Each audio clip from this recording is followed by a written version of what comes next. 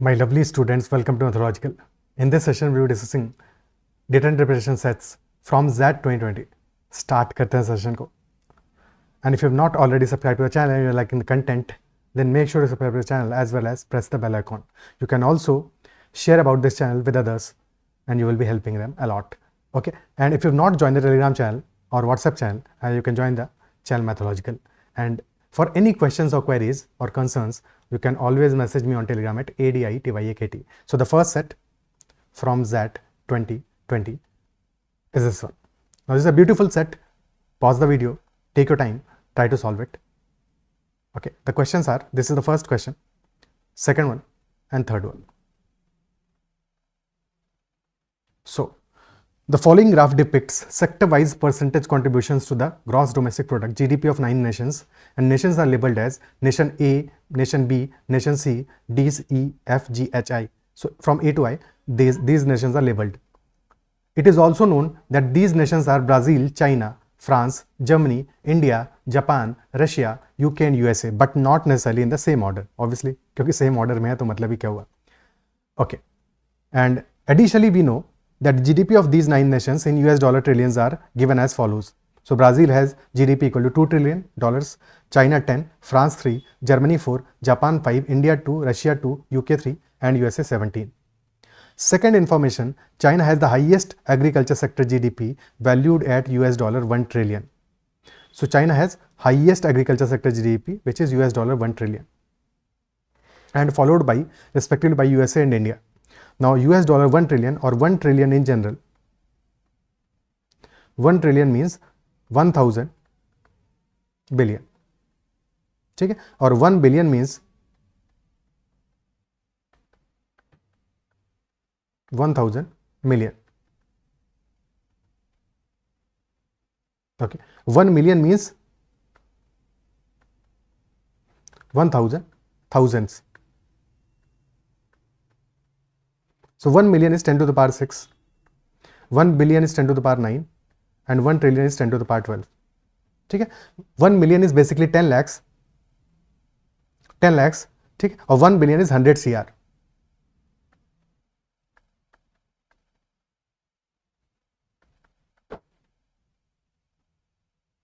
Okay, is that clear?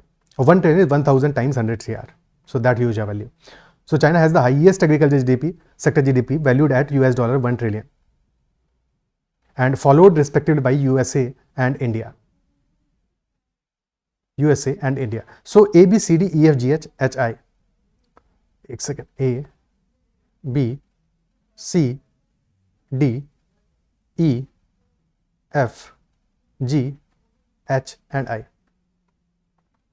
China has the highest agriculture sector GDP valued at US dollar 1 trillion. And total GDP China का कितना है? That is $10 trillion.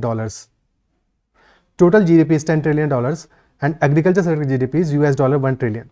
So if 10 trillion is total GDP, 1 trillion is agriculture sector GDP, तो कितना है? 10% है, 1 by 10 यानी कि 10% है. So agriculture sector GDP of China is 10%. As per the graph, agriculture is denoted in green, ठीक है. So agriculture sector GDP किस नेशन के लिए 10% है? 17% for A, 5% for B, 3% C, 1% D, 5% E, 10% is for nation F. और तो किसी के लिए 10% है नहीं. Only one nation is there which has 10% agriculture sector GDP and 10% agriculture sector GDP होना ही चाहिए चाइना के लिए because 10 trillion total है, 1 trillion is agriculture sector GDP. So definitely F must be China for sure. So one nation we are able to uniquely determine, that is F is equal to China. Okay, followed by, respectively by USA and India. So USA is second in agriculture sector and India is third total में, ठीक है. Total जो हमारा आ रहा है US dollar 1 trillion is for China, so definitely USA और India के लिए that value will be less than 1 trillion and USA will be second, China will be third. Okay, clear है? Third information, in terms of percentage contribution to the respective nations GDP by their service sector, percentage contribution, absolute value नहीं, percentage value, percentage contribution to the respective nations GDP by their service sector, UK and France are respectively the first and second. UK and France are first and second in terms of percentage contribution by service sector. percentage contribution by service sector. So service sector is in blue color, and percentage contribution किन cases में highest है? For the blue values 79% and 78%, these are the highest values. So 79% is first, 78% is second, or first is UK, second is France. First is UK, second is France. तो first value हमारा कौन सा आ रहा है? First value is nation D, तो D must be UK. And second is 78%, which is nation H, तो H must be France. So we are able to determine three nations for sure, D, F and H. Determine हो गया. Okay. Nation A, B and G have the same GDP, और same GDP as per the data is for Brazil का 2 है, India का भी 2 है और Russia का भी 2 है. तो ब्राजील, इंडिया एंड रशिया, और तो कोई भी 2 नहीं है. हाँ, फ्रांस और यूके का जीडीपी सेम है, विच इज 3 and 3 ईच. ठीक है, बट 2 ही वैल्यूज हैं 3 के लिए. So Brazil, India and Russia, these have same GDP, and nation A, B and G also have same GDP. तो A, B, G can be Brazil, India and Russia. ठीक है, इनमें से कोई values Brazil, India, Russia हो सकता है. कौन सा होगा ये तो पता लगाना पड़ेगा, but these values are for Brazil, India and Russia. Okay, क्या ही क्लियर है? Okay, now since all three have same GDP and we also know, अब यहां से जाओ फोर्थ इंफॉर्मेशन से, go to second information. As per second information, China has highest agriculture sector GDP valued at $1 trillion, followed by USA and then India. So India is third in terms of agriculture sector GDP. India is third. तो अगर 3 Nations हैं ABG, जिनमें से कि एक India होगा, तो India कौन सा वैल्यू होना चाहिए? India should be that nation which has highest contribution in terms of agriculture, because India third पे आ रहा है. ठीक है, फर्स्ट पे चाइना है, सेकंड पे यूएसए है, थर्ड पे इंडिया है. तो among Brazil, India and Russia, since same GDP है ब्राजील, इंडिया और रशिया का, तो GDP percentage for agriculture should be maximum for India, because India is third that way, और ब्राजील और रशिया तो इंडिया से ऊपर नहीं है. Isn't it so? So definitely India must be that nation out of A, B and G which has highest contribution in agriculture sector. And that nation between A, B and G, A का contribution is 17%, contribution of B is 5% and that of G is 6%. तो A must be India. A must be India. So यहां से एक चीज और confirm हो गई हमें, that A is India. ठीक है, if A is India, then among B and G, one is Brazil, one is Russia. So that is, for that we have fifth information. The GDP of India's industry sector is lower than the GDP of Russia's industry sector. India's industry sector is lower than Russia's industry sector. However, it is larger than that of Brazil's industry sector. तो India तो वैसे भी हमें clear ही हो गया कि India is a, और ए का इंडस्ट्री सेक्टर कॉन्ट्रीब्यूशन है 30%. 30%. GDP of India industry sector lower is than GDP of Russia's industry sector. तो इंडस्ट्री सेक्टर कॉन्ट्रीब्यूशन क्या है? ए, बी और जी के लिए ए का 30% है, बी का 35% है, and for G this is 23%.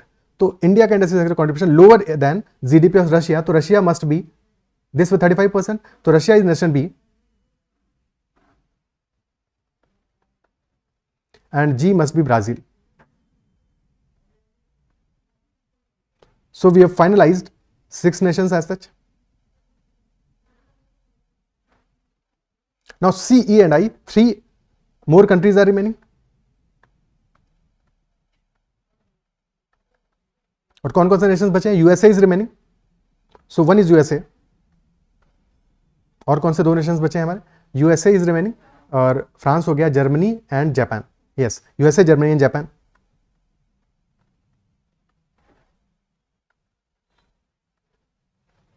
So either of C and I can be USA, Germany और जापान. क्या ही क्लियर है? क्या कोई और इंफॉर्मेशन हम यूज कर सकते हैं? Yes, slightly. देखो, first information, second information saying China has highest agriculture sector GDP. So China का जीडीपी इज $1 ट्रिलियन. इंडिया का एग्रीकल्चर सेक्टर जीडीपी क्या है? Total GDP is $2 trillion, but agriculture sector GDP 17% of this. तो $2 trillion क्या हुआ? This is 2000 billion. 2000 billion, 17% कितना होगा? 1% is 20, 17% भी 340 billion. So agriculture sector GDP of India is 340 billion. So for USA this must be greater than 340.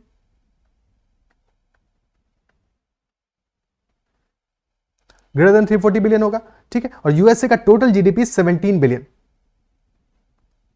So if total GDP of USA is 17 billion, 17 trillion, not billion, 17 trillion, which is 17,000 billion. 1% will be 170, 2% is 340. So for USA's agriculture sector, GDP will be greater than 340 billion for agriculture sector. Greater than 340 billion, but less than 1000 billion or 1 trillion. Because China से कम होगा, ठीक है। So this value will be between 340 billion and 1000 billion. 1% is 170 billion. By 17,000 billion total GDP है USA का. So 1% will be 170 billion. So 2% is 340 billion. और approximately 6% आएगा हमारा 1020 billion. तो 6% से थोड़ा छोटा, यानी कि roughly 5.9% से lesser value होगा. So between 2% and 5.9% should be USA's agriculture sector GDP. क्या ये part clear है? USA's agriculture sector GDP should be between 2% and 5.9%. Okay. It could be 2.5%, 2.1%, 3%, 4%, 5%, 5.5% and so on. But सारी values क्योंकि integer में है तो it could be 3%, 4% और 5%. 2% भी नहीं हो सकता because USA is at second. तो 2% से बड़ा होगा. 3%, 4%, 5% are admissible values, possible values for USA. And as per the given data of C, E and I, for nation C this is 3%. So that is possible. For E this is 5%. That is also possible. For I this is just 1%. Only 1%. So this cannot be USA. I cannot be USA, that is for sure. C or E में से possible है, but I cannot be USA. Okay. So one more information that is clear now is that I cannot be USA. So I can be Japan or Germany,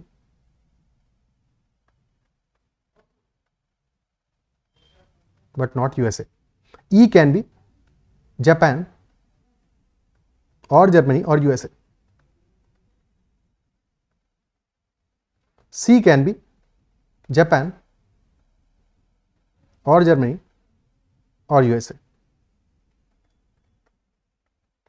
So we have identified 6 nations in total. बाकी 3 के लिए dicey मामला है. So we are not sure with the given information, but we are for sure knowing about 6 nations. Isn't it so? Is that clear? ठीक है. So first question was कि based on the information how many nations can be uniquely identified? Answer is option A, 6. Okay. Next question. Based on the information, which of the following cannot be ruled out? Question नहीं कह रहा है can be ruled out, cannot be ruled out. Cannot be ruled out implies that which still is possible. ठीक है, cannot be ruled out यानी कि which is still possible. जो incorrect होगा वो हमारा आंसर नहीं होगा. सॉरी, जो इनकरेक्ट होगा, ठीक है, जो इनकरेक्ट होगा वो तो रूल आउट कर दिया हमने, ठीक है, तो वो डेफिनेटली हमारा आंसर नहीं होगा. आंसर कौन सा होगा? Which can not B ruled out, यानी कि विच इज ईदर पॉसिबल और ट्रू. या तो पॉसिबल हो या फिर ट्रू हो, वो हमारा आंसर होगा. Which can be ruled out, that will not be our answer. US is nation I. क्या हम ये श्योरली कह सकते हैं? No, we can not say US is not nation I. This can be ruled out. In fact this has been ruled out, तो this is definitely false. ठीक है, क्योंकि यूएस तो नेशन आई नहीं हो सकता है. Isn't it so? US can not be nation I for sure, हमने रिजेक्ट कर दिया उसको. ठीक है, तो this has been ruled out. And since this has been ruled out और डेफिनेटली फॉल्स है, तो this can not be the answer. Russia is nation G. Russia is nation. कौन सा नेशन है Russia? Russia is B. Again this is also ruled out, so can not be the answer. China is nation C. China is nation F. So that is also false. Japan is nation E. Japan के बारे में we are not certain. Can be, cannot be. तो rule out नहीं कर सकते. ठीक है, can't be ruled out and hence this must be the answer.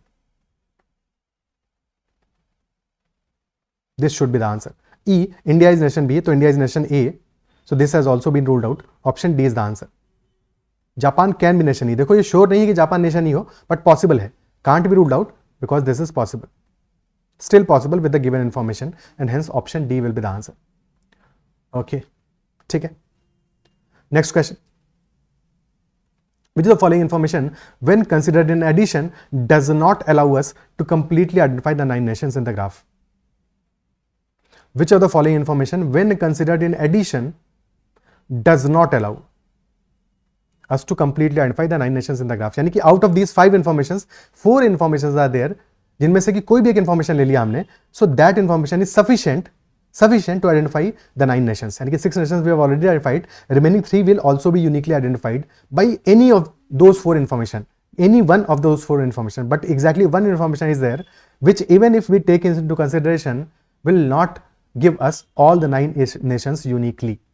ठीक है, तो कोई ना कोई एक नेशन जरूर फंसा देगा, और एक फंसाएगा मतलब 2 फंसाएगा, बिकॉज अकेला एक नहीं फंस सकता. अगर we can identify 8 nations uniquely, तो फिर 9th भी यूनिकली ही आइडेंटिफाई हो जाएगा. ठीक है, सो दैट मीन्स कि one of these informations is not giving us complete information about all 9, rest will be giving us. ठीक है, so this is a very time taking question as such, because सारी information को हमें test करना पड़ेगा. Okay, exam conditions में this is the kind of question जिसको कि मे बी तुम अगर time depending upon time solve करोगे, अटेम्प्ट करोगे. अभी इसको समझते हैं इसको. ठीक है, because every information has to be tested in this case, isn't it so? Okay, so first statement is saying Germany's industry GDP is $1.2 trillion. हमें अल्टीमेटली आइडेंटिफाई किसको करना है? 3 नेशंस रह गए हैं, उन्हीं में से कोई एक होगा, and that information is for, अब यहाँ पे एक हमारे पास डेटा अगर और होता है, किसका जर्मनी और जापान एंड यूएसए. ठीक है, और क्या क्या रह गया था? CEI.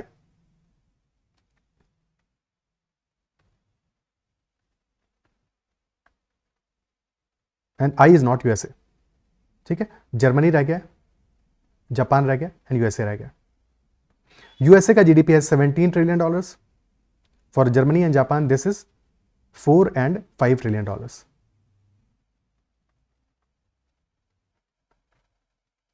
So first is Germany's industry GDP is $1.2 trillion. So if Germany's industry GDP is $1.2 trillion and Germany का total GDP है 4 trillion, so 1.2 trillion would be 30%. This gives industry GDP is 30% for Germany. And CEI में से किसका industry GDP 30% है? Between C, E and I, industry GDP 30% किस case में है? For C this is 25%, E के लिए 20% है और 30% for I. So I must be Germany. As per this information, information A, I is Germany.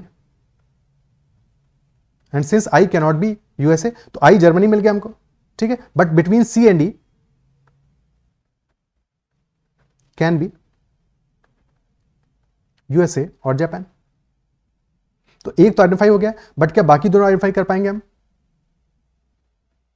ठीक है, द रियल क्वेश्चन इज क्या बाकी दोनों आइडेंटिफाई कर पाएंगे हम? ठीक है, जापान और यूएसए के बीच में डाउट तो अभी भी रह गया है. So probably A is the answer, but बाकी ऑप्शंस को भी देख लेते हैं. Probably A is the answer, hold पे रखते हैं. As far as B is concern, B is saying nation ranked 4th in terms of agriculture GDP has its agriculture GDP valued at $150 billion. Nation ranked 4th. 4th is definitely not USA. So 4th ranked nation in terms of agriculture GDP has its agriculture GDP valued at $150 billion. Okay.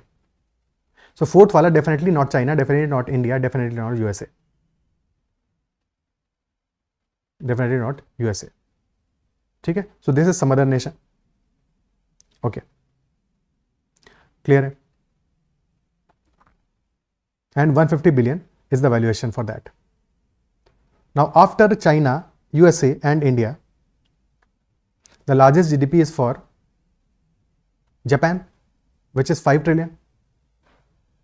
ठीक है, 5 trillion यानी कि 5,000 billions. So 1% is 50 billion. So if Japan is the 4th nation, then 3% should be agriculture for Japan.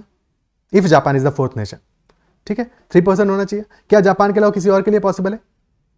Can that be Germany? Germany का total GDP है 4 billion और 4 trillion यानी 4,000 billion. सो 40 150 यानी कि that is coming out to 3.75%. सारी values integer में है तो जर्मनी तो हो नहीं सकता. फ्रांस के लिए दिस हैज टू बी 5%. ठीक है, फ्रांस के लिए this has to be 5% GDP because 3,000 है. क्या 5% जीडीपी वाला कोई नेशन है एग्रीकल्चर में? So that is for nation E, but nation E हमारा जापान, जर्मनी, यूएसए हो सकता है, कैन नॉट बी फ्रांस, ठीक है। और कहीं और नेशन बी पे 5% है, बी रशिया है ऑलरेडी, सो फ्रांस के लिए दैट इज नॉट पॉसिबल, ठीक है। यूके के लिए, UK has already be defined, D है, not possible.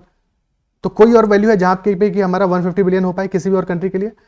If you sing India तो ऑलरेडी रूल आउट है, नेशन बी है रशिया, रशिया 5% नॉट पॉसिबल, ठीक है, 5% will not B 150, okay, clear है। और डी पे यूके, यूके के लिए है 1% नॉट पॉसिबल। एफ में चाइना तो हो चुका है, जी में ब्राजील, ब्राजील का 6% नॉट 150 बिलियन, एच फ्रांस 3% और फ्रांस का है 3, तो 90 बिलियन हो जाएगा। So only possible cases that Japan can be the fourth nation in terms of agriculture GDP, ठीक है। And for being the fourth nation, $150 billion is the value for Japan, and that is coming out to be only when Japan का total हमारा 5 trillion GDP है and 5,000 billion, 50 billion is 1%, so this will be 3%, and agriculture GDP 3% is for nation C, for nation C, तो C must be Japan. तो as per information B, C is Japan, and since I could only have been Germany और Japan, so जैसे ही हमने C को define कर लिया Japan है, तो I फिर डेफिनेटली जर्मनी हो गया, और I जर्मनी हो गया तो E हो जाएगा US, तो ऑल हैव बीन आइडेंटिफाइड, तो B से तो सारे आइडेंटिफाई हो रहे हैं, तो B can not be the answer, option C. In terms of percentage contribution to respective nations GDP, France and Japan's agriculture sector contribute the same. Percentage contribution के terms में France and Japan's agriculture sector contribution is exactly the same. Okay.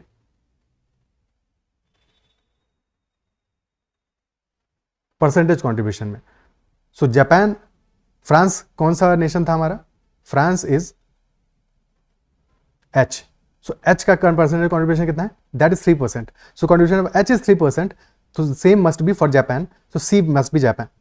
सो यहां से भी C Japan आ गया, और बाकी information exactly clear है, I will be Germany and E will be USA, क्योंकि जैसे ही C जापान मिल गया तो बाकी इन्फॉर्मेशन परफेक्टली क्लियर है, तो C से भी हमें पूरा इन्फॉर्मेशन मिल जा रहा है, that can not be the answer.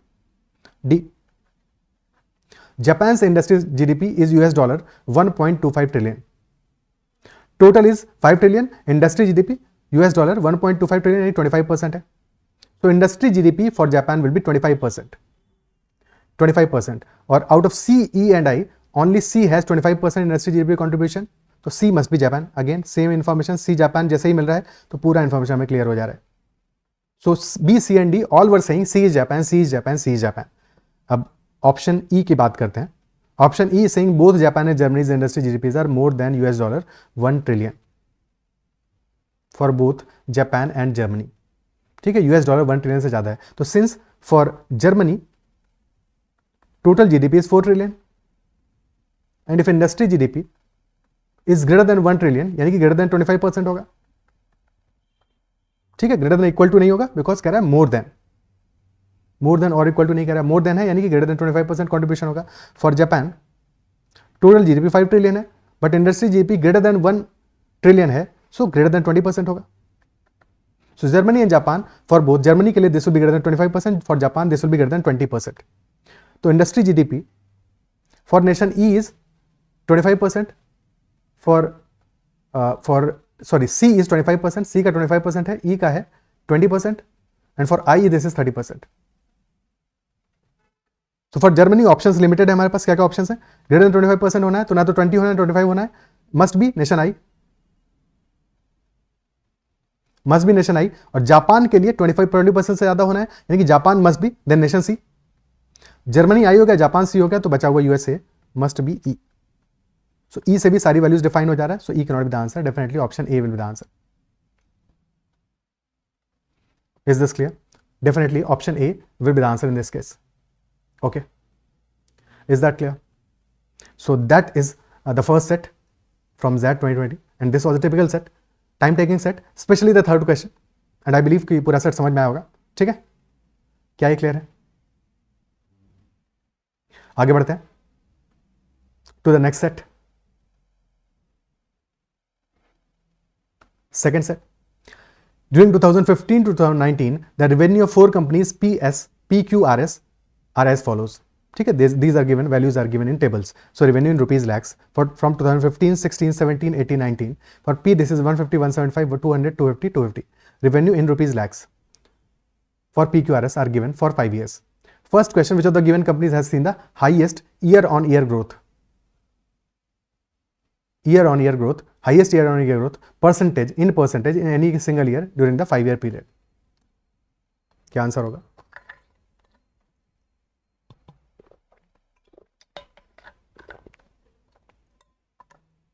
So for example अगर P के लिए कैलकुलेट करें, so which year will give company P highest year on year growth? कौन सा ईयर देगा? ईयर ऑन ईयर ग्रोथ के लिए इंपॉर्टेंट क्या है? Base year. बेस ईयर का value, for example there are 2 years 2020 and 2021 for a company. 2020 में revenue is 200 lakhs and 2021 में दिस इज 220 lakhs. तो ईयर ऑन ईयर ग्रोथ क्या हो जाएगा? 220 माइनस 200, कितना चेंज आया है? 20 lakhs का चेंज आया है. 20 बाई बेस वैल्यू क्या है? 200 lakhs. तो 20 बाई 200 विच इज 10%. तो सिमिलरली हमें ऑब्जर्व करना है फॉर P, कंपनी P 150 से ओवर 175, तो increase of 25 on base which is 150, यानी 1/6, 25 बाई 150. सेकंड केस में 25 बाई 175, तो ज्यादा वैल्यू कब होगा? जब बेस छोटा होगा. अगर सेम इंक्रीज हो रहा है, एब्सोल्यूट इंक्रीज सेम है, so when the base is smaller that will be greater, so this increase will be greater. ठीक है, देन 200 से हुआ है 250, तो 50 का जंप हुआ है, बट 50 बाई 200 25% आ गया. This value was 16.66%, this is 25%. So this comes out to be maximum because इसके बाद तो कोई ग्रोथ ही नहीं है. ठीक है, so for country P this is this value from 200 to 250 which is 40%. This value is 40% from 2017 to 2018. Okay. For country Q, 125 से 140, 15 का increase. Then 40 का increase out of base 140. So this could be the highest because इसके बाद में increase आ रहा 30, फिर आ रहा 10 का. So this is the highest increase, 40 by 140. For Q, this is 40 upon 140, which is 2/7, 28.57%. But since P का increase is much higher, so this cannot be the answer. For R, 10, 20, 20 and then 40. और 40 का increase आ रहा है base 200 पे, 20 का increase आ रहा था base 160 पे, तो this is much higher from 200 to 240. तो 40 by 200, 20%. For R this is 20%, so this cannot be the answer because already we have 40% का वैल्यू. For S, 20, 20, 30 and 20. 30 का इंक्रीज आ रहा है फ्रॉम 140 to 170. ठीक है, 20% फ्रॉम 2015 to 16 और 30 का इंक्रीज आ रहा है from 2017 to 18 which is maximum. तो 30 by 140, 3/14.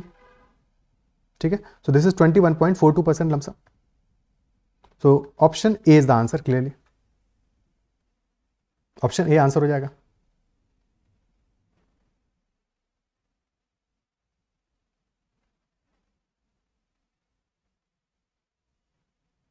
ओके,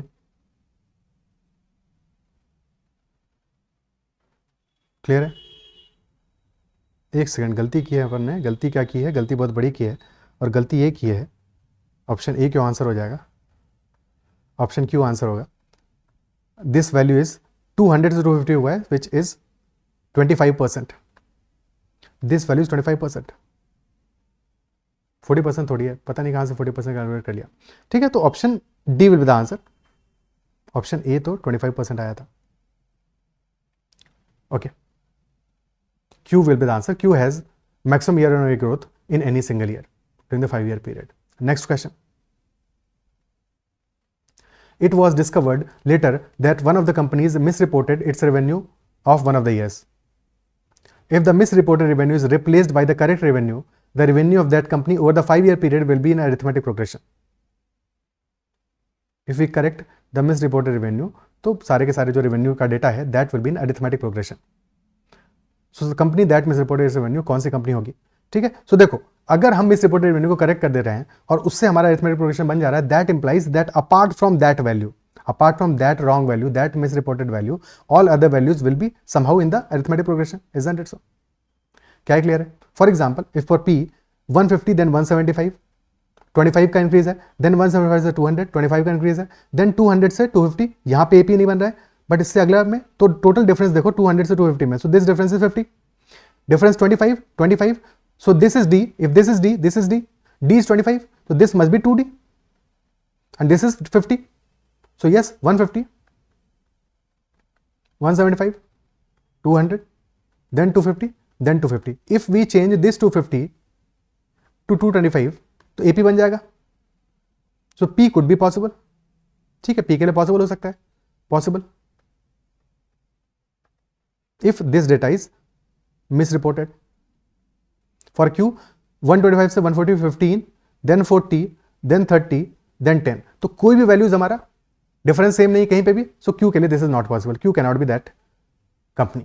फॉर R 150 160 10 20 20 20, ठीक है, 10 20 20 20, सो this value is 20, this is also 20, this is also 20, so this is 40, एक सेकेंड, 20, हाँ 4, ठीक है, 10 20 20 and then this was 40, this is 40, so यहाँ पे डिफरेंस आ रहा है 40 का, इनिशियली डिफरेंस आ रहा है 10 का, अगर ये लास्ट में भी डिफरेंस 20 होता तब तो यहाँ पे भी बनना पॉसिबल था, बट लास्ट में 40 का डिफरेंस आ रहा है, ठीक है, सो 20 20 एंड देन दिस इज 40, तो दो वैल्यूज गलत होंगी, दो वैल्यूज को करेक्ट करोगे तब जाके एपी बनेगा, अदरवाइज तो एपी बनने वाला नहीं है. सो अगर आर में एपी बनाना होता, ठीक है, तो 150 कैन बी 140, अगर 140 हो जाएगा तब फिर पॉसिबल है 140 160 180 200, बट लास्ट वैल्यू को भी 220 करना पड़ेगा तब तो एपी बनेगा. सो एक वैल्यू से काम चलेगा नहीं, सो आर में भी पॉसिबल नहीं है.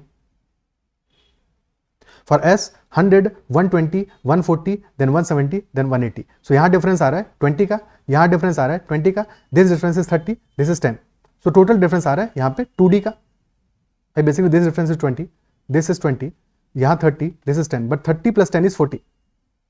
सो for S if we change one value, कौन सी वैल्यू, अगर हम 2018 की वैल्यू को 160 कर दें तब फिर यहां पे एपी बन जाएगा.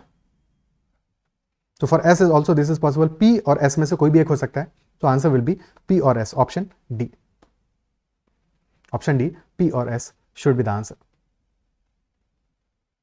ओके, ठीक है, next question. During the period from 2014 to 2015, the revenue increased by 25% for 3 of the companies and by 50% for the remaining company.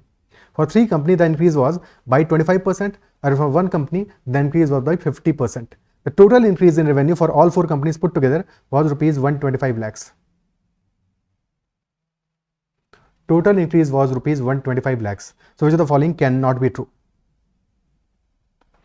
2015 में टोटल रेवेन्यू आ कितना रहा है PQRS का, 150 plus 125 275 plus 150 425 plus 100 525, and increase is from 2015 is 100 lakhs का.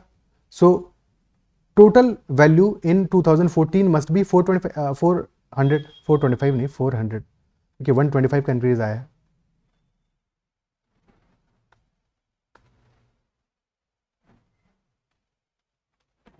तो 400 must be total revenue of 4 companies in 2014, increase आया 125 का, तो टोटल हो गया है 525. Isn't it so? क्लियर है? Okay,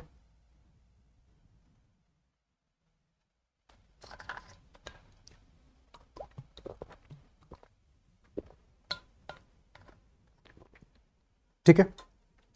and question is saying कि for 3 of the companies increase is by 25%. 25% implies 1/4 का इंक्रीज है, यानी कि इफ 2014 में data was 4 units, so now it is 5 units. And for one company, the increase is 50%. 50% is 1/2. So in 2014, if the revenue was 2 units, so now it is 3 units.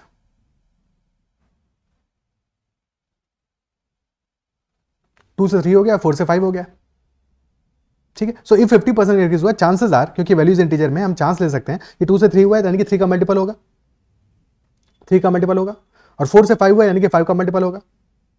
5 के तो सारे ही multiple है, तो 2 से 3 हुआ है अगर 2015 में, so that value can be P का वैल्यू और S का R का value. So as such we can say that for PQRS, किसी एक नेशन के लिए लेट से P एज्यूम कर लेते हैं, सो P के लिए 100 था तो 150 हो जाएगा, 2 से 3 हो गया.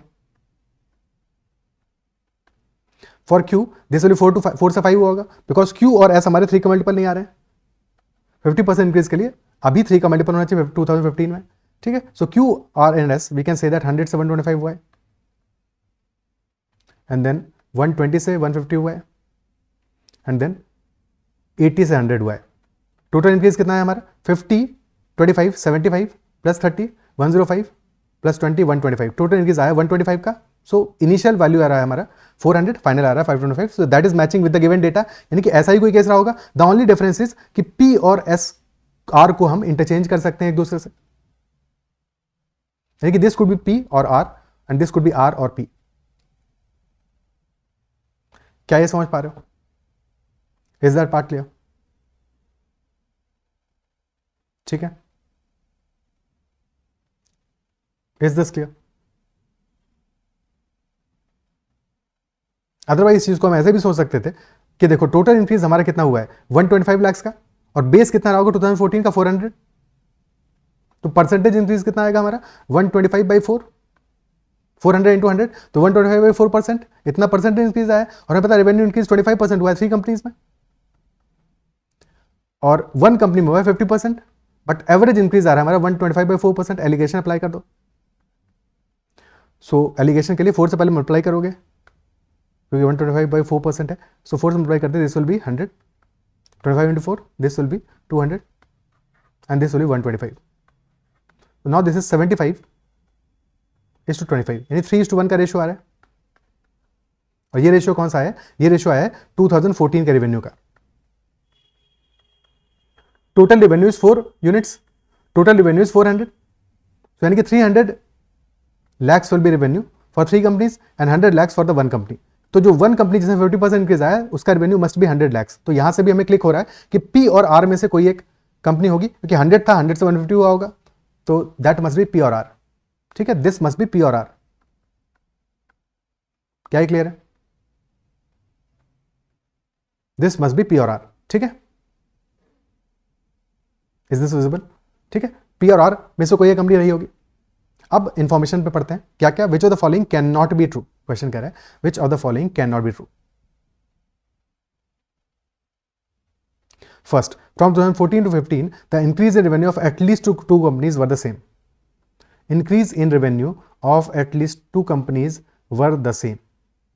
सो एक कंपनी में इंक्रीज आ रहा है हमारा 50 का, 25 फॉर 1 कंपनी, 30 फॉर 1, 20 फॉर 1, तो 50, 25, 30, 20, तो एटलीस्ट 2 कंपनीज सेम नहीं आ रहा है। So this is not true, for sure this is not true. So option A is not true. And एक सेकेंड, गलत जगह पे क्रॉस मार्क किया है मैंने, बिकॉज क्वेश्चन में यही पूछा can not be true. So since this is not true, definitely not true, this is false, and इसीलिए this must be the answer, because question asking can not be true. इसके बाद check करने की जरूरत नहीं है। Luckily option A is the first answer, option is the correct answer. ठीक है, फिर बाकी को फिर भी देख लेते हैं। Option B, revenue of Q in 2014 was same as revenue of R in 2014। Q का 2000, क्यू और आर के लिए तो हम श्योर हैं, क्यू का 2014 का revenue is 100 and for S this is 80। एक सेकंड, बट क्यू और आर के लिए बोला है, आर के लिए हम श्योर नहीं हो सकते। आर का रेवेन्यू कैन बी, देखो क्यू का तो 100 फॉर श्योर है, आर का रेवेन्यू कैन बी 120 और 100 डिपेंडिंग अपॉन कि आर के में इंक्रीज हुआ है 25% का या 50% का। सो इफ दैट इज 100 तब तो सेम हो जाएगा, इफ 120 तब फिर सेम नहीं होगा। सो हो भी सकता है, नहीं भी हो सकता है, तो this is possible, definitely false नहीं है, this is possible, hence answer नहीं होगा, क्योंकि कैन नॉट बी ट्रू है, यानी कि डेफिनेटली फॉल्स होना चाहिए। ठीक है, so that is not there. Option C, the company that experience the 50% increase in revenue also experience the maximum increase in revenue in absolute terms. तो maximum increase in revenue absolute terms हुआ है P के लिए from 200 to 50, but not necessarily P को ही 50% increase मिला। Possible है कि P can be that company, P और आर। ठीक है, सो पॉसिबल है, can be true, can not be true, दोनों चलता है। तो option C is also not the answer. Absolute terms में इंक्रीज तो पी के लिए हुआ है, but P can be that company with 50% increase, और P could have been that company with 25% increase. तो दोनों में से कोई भी हो सकता है, that is why C will not be the answer. Option D, 2014 revenue of P and R can not be determined uniquely. This is definitely true, ये तो पक्के से सही है, डेफिनेटली ट्रू है, because you can not determine them uniquely. Option E, from 2014 to 15, the revenues of P&R increased by different amounts. This is also definitely true. Because for one of them, the increase is 50 lakhs and for one of them, the increase is 30 lakhs. Okay. Clear है? So next set पे चलते हैं आप with this information. This is the second set. Wrapped up. Next one. Now this is a Venn diagram based set. 190 students have to choose at least one elective and at most two electives. These are the two questions from this set. 190 students have to choose at least one elective and at most two electives from a list of three electives E1, E2 and E3. It is found that the number of students choosing E1 is half the number of students choosing E2 and 1/3 the number of students choosing E3. So number of students choosing E1, this is half the number of students choosing E2 and this is 1/3 the number of students choosing E3. Moreover, number of students choosing two electives is 50 or at least one elective must be chosen, at most two electives have to be chosen. ठीक है, so Venn diagram बना लेते हैं for E1, E2, E3.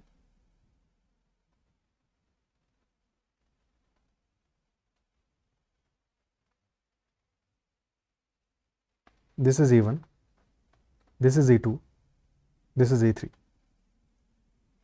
and at most two electives have to be chosen. तो all three electives choose करने का कितने students ने चूज किया होगा? 0, absolute 0. Similarly at least one elective has to be chosen. तो E1, E2, E3 में से कम एक तो चूज करना पड़ेगा. तो कोई भी चूज नहीं करने का कितने स्टूडेंट्स होंगे? वो भी 0 होंगे. So this value outside E1, E2, E3 that will also be 0. Okay, and total number is हमारा 190.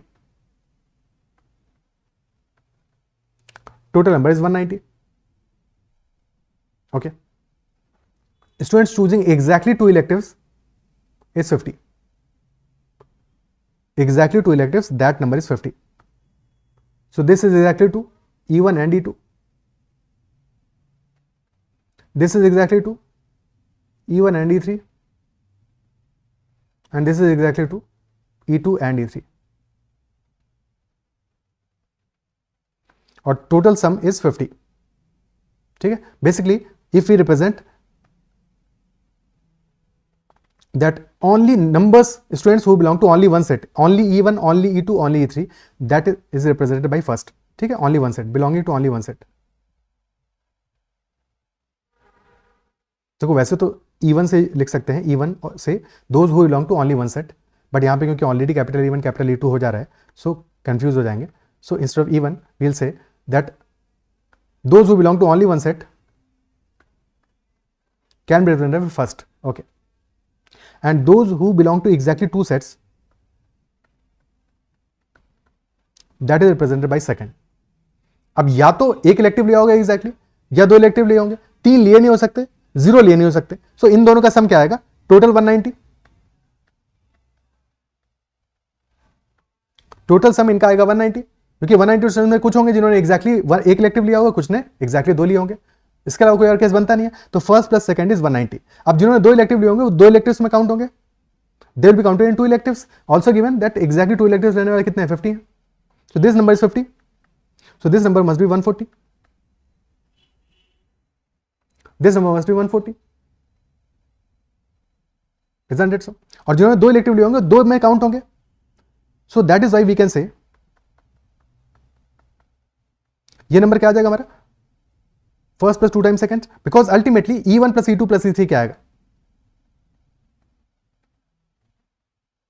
दिस वैल्यू विल बी, जो एक में हुए हैं वो तो एक ही बार काउंट होंगे, किसी एक सेट में होंगे, 140 हो गया लेटर से. और जो दो सेट्स में है दे will be counted in two sets. अगर E1 और E2 दोनों में है तो E1 में भी काउंट होंगे, E2 में भी काउंट होंगे. तो these 50 will be counted two times. This will be 50 into 2. Total आ जाएगा 240. Total will be 240. And we know number of E1 is half that of number of E2, 1/3 that of number of E3. तो ratio क्या है E1, E2, E3 का? That is 1:2:3.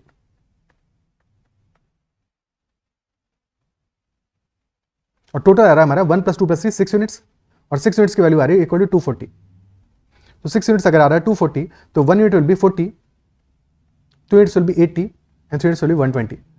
So 40 students belong to E1 set, 80 belong to E2 and 120 belong to E3. ठीक है, जो zero है, zero is for those belong to neither of the set, that is zero. ठीक है, सो 40 80 120 आ गया. Clear है. Also we know ये two sets को बिलोंग करने वाले हैं 50. अब कम से कम अननोन में अपनी बात को रिप्रेजेंट करते हैं यहाँ पे. ठीक है, देखो एक काम हम ये कर सकते हैं कि we could have assumed this is A, this is B, this is C, this is X, this is Y, this is Z, but हमने 6 अननोन मान लिए और फिर हमारे लिए कंफ्यूजन बहुत ज्यादा बढ़ जाएगा. सो मिनिमम अननोन हमें मानने हैं, एज्यूम करने हैं, तो ऐसे नहीं करेंगे.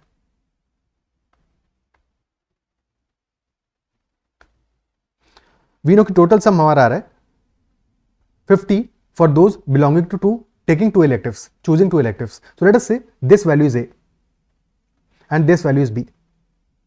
Okay, if this is A, this is B, total 50 आना था for these three, for exactly 2, total 50 था. So this value will be 50 minus A plus B. ठीक है, 50 minus A plus B हो जाएगा. Similarly for elective E1 total 40 है और दो वैल्यूज हमने ए बी एज्यूम कर लिए हैं, तो 50 माइनस ए प्लस बी कर 40 माइनस ए प्लस बी कर दोगे तो ये वैल्यू आ जाएगी which are only even. This is only even. ठीक है, तो ओनली इवन आ जाएगा 40 minus A plus B. Similarly only E two क्या होगा 80 माइनस ए और 50 माइनस ए प्लस बी. ठीक है, so this value will be 80 minus A minus 50 minus A minus B, minus A plus B bracket open करोगे. ठीक है, so 80 minus 50 is 30. This will be minus A, this will be plus A, तो 30 minus A plus A minus B, तो 30 minus B आ जाएगा.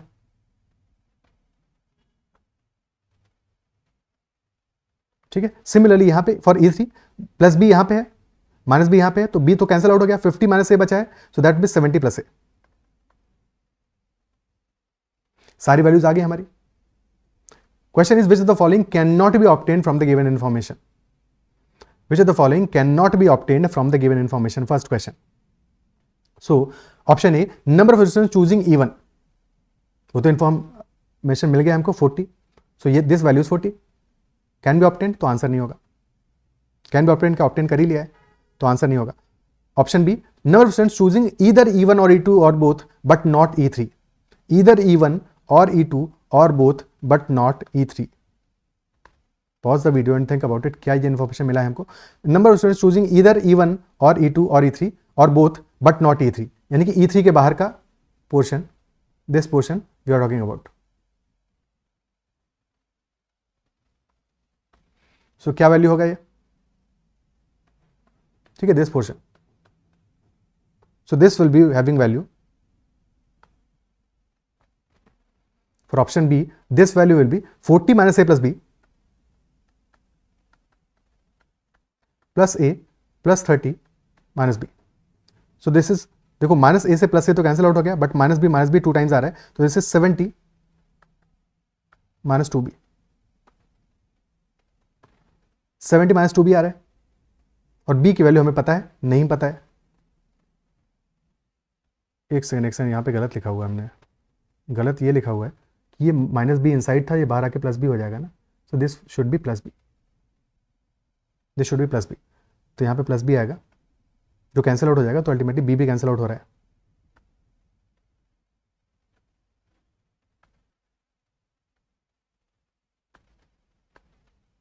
ठीक है, यहाँ पे बिकॉज अल्टीमेटली क्या था, टोटल 80 था, ए से ए कैंसिल आउट हो गया, बच गया अभी माइनस बी था, प्लस बी हो जाएगा, तो 30 plus B should be the value for only E2. Okay, तो 70 यहाँ पे वैल्यू हमें मिल गया, this value 70. So this cannot be the answer. C, number of students choosing both E1 and E2. The students choosing both E1 and E2. That is A. तो ये तो पक्के से नहीं पता है हमको. Cannot be obtained. Option C will be the answer. Number of students choosing E3. That number is 120. Cannot be the answer. Number of students choosing exactly one elective. वो तो पता ही हमको. That is 140. So answer will be option C. A का value we have not obtained yet, so that should be the answer, option C. Okay, next question.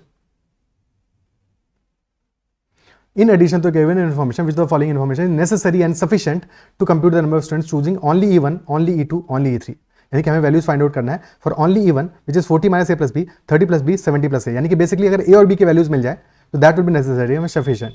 Important है necessary and sufficient in this question. ठीक है, necessary भी है और sufficient भी है, यानी कि उसके अलावा एडिशनल इन्फॉर्मेशन कुछ भी और नहीं चाहिए. ठीक है, एक बार फिर से अपना डायग्राम बना लेते हैं यहां पे to solve this question.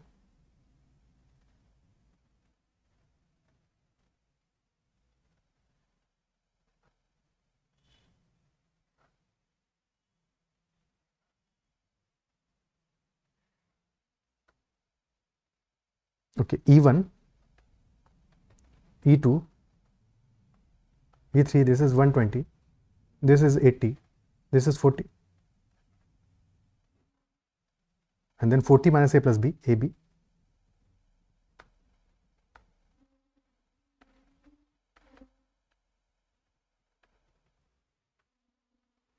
This will be 50 minus a plus b.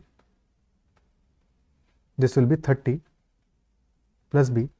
This will be 70 plus a. So first option, option A is saying number of students choosing only E2, only E2. So only E2 is 30 plus b. और अगर 30 plus b मिल जाएगा सो फिर हमें b की value मिल गई. ठीक है, if we know 30 plus b तो यहां से b की वैल्यू मिल जाएगा. b कितना है? Number of students choosing both E2 and E3. तो बोथ E2 एंड E3 का वैल्यू क्या है? 50 minus A plus B. So if we know 50 minus A plus B, B की वैल्यू मिल चुकी है तो यहां से हमें ए की वैल्यू मिल जाएगा. बी मिल गया, ए मिल गया, सब कुछ मिल गया, सब कुछ मिल गया. तो this should be the answer because we are getting B as well as A. तो ओनली E1 भी मिल जाएगा, ओनली E2 भी मिल जाएगा, ओनली E3 भी मिल जाएगा. Isn't it so? बिकॉज ए और बी की वैल्यू चाहिए थी, दो ही तो अननोन थे, दोनों मिल गए हमारे, काम हो गया हमारा. ठीक है, option B number of students choosing both E1 and E2, both E1 and E2 which is equal to A. तो यहां से ए मिल गया, यहां से ए मिल जाएगा. Number of students choosing both E2 and E3, both E2 and E3, यहां से हमें बी भी मिल जाएगा. And number of students choosing both E3 and E1, तो अगेन E3 एंड E1 से बी मिल जाएगा. अब बी से भी हमें सारी इंफॉर्मेशन मिल रही है, तो प्रॉब्लम क्या है? प्रॉब्लम क्या है? ए से भी इंफॉर्मेशन मिल रहा है, बी से भी मिल रहा है, बट क्वेश्चन हमें कह रहा है necessary and sufficient.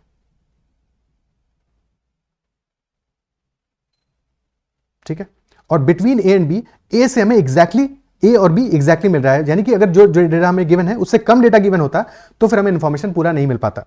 Option A में the given data is sufficient as well as necessary, because if any one information is removed from option A, then we will not be able to find out the values of only E1, only E2, only E3, because we will not be able to find out values of A and B. We need values of A and B to find out the data that is asked in the question. ठीक है, so we need both A and B. तो option A में given values के हिसाब से हमें दोनों values चाहिए थी, ए और बी, और दोनों ए और बी मिल रहा है. एक भी डेटा रिमूव कर दोगे, for example number of students choosing only E2 को रिमूव कर दोगे तो हमें बी नहीं मिल पाएगा, और क्योंकि बी नहीं मिल पाएगा तो number of students choosing both E2 and E3 से हमें कुछ भी नहीं मिल पाएगा. ए प्लस बी तो मिल जाएगा, बट ए और बी की इंडिविजुअल वैल्यूज नहीं मिलेंगी, और हमें ए प्लस बी नहीं चाहिए, हमें ए और बी की इंडिविजुअल वैल्यूज चाहिए, जो कि नहीं मिल पाएगा. ठीक है, तो क्या ये बात क्लियर है कि अगर हमें दोनों इन्फॉर्मेशन से एक भी इन्फॉर्मेशन तुमने रिमूव कर दिया ऑप्शन ए में से, तो फिर हमें डेटा सफिशिएंट नहीं होगा, data will be insufficient, but both information together are sufficient to answer the question for option A में जो गिवन. बहुत ही प्यारा क्वेश्चन है, ध्यान से इस बात को समझना कि both information together are necessary as well as sufficient, necessary as well as sufficient. But option B की बात करें तो ऑप्शन बी में we have three data information and any two, if you take any two, तीन में से कोई भी दो मिल जाता तो भी हमारे लिए data was necessary as well as sufficient. तो तीसरा इन्फॉर्मेशन जो गिवन है दैट इज एक्सेस, एडिशनल है, एंड सिंस एडिशनल है तो नेसेसरी नहीं है. ठीक है, so information given in option B is sufficient but not necessary. Not necessary because any two of the three are sufficient. Not all three are necessary. And since extra information given, that is why option A will be the answer and not B. B will not be the answer because this is excess data, जो कि necessary नहीं था। ठीक है, अब C D E की भी बात कर लेते हैं। सी बात कर रहा है number of students choosing only E1, और ओनली E1 का मतलब ये हुआ only E1 which is 40 minus A plus B, तो यहां से ए प्लस बी मिल जाएगा। And number of students choosing both E2 and E3, तो बोथ E2 एंड E3 में भी ए प्लस बी ही गिवन है, यहां से भी ए प्लस बी मिलेगा, तो ए प्लस बी यहां से ही मिलेगा, ए प्लस बी यहां से ही मिलेगा, तो हमें ए और बी नहीं मिल पाएंगे, ना तो ए मिल पाएगा ना बी मिल पाएगा, तो this is not sufficient, C is not sufficient, because दोनों हमें सेम इंफॉर्मेशन दे रहा है, दो डेटा गिवन है बट दोनों डेटा हमें ए प्लस बी की इंफॉर्मेशन दे रहे हैं, और वहां से ए और बी नहीं निकाल पाओगे। क्लियर है, बिकॉज दोनों सेम ही डेटा दे रहे हैं, ए प्लस बी इक्वल 20 देगा फॉर एग्जाम्पल, और दूसरा भी ए प्लस बी इक्वल 20 देगा, तो क्या करोगे, ए और बी कैसे निकालोगे? So not sufficient.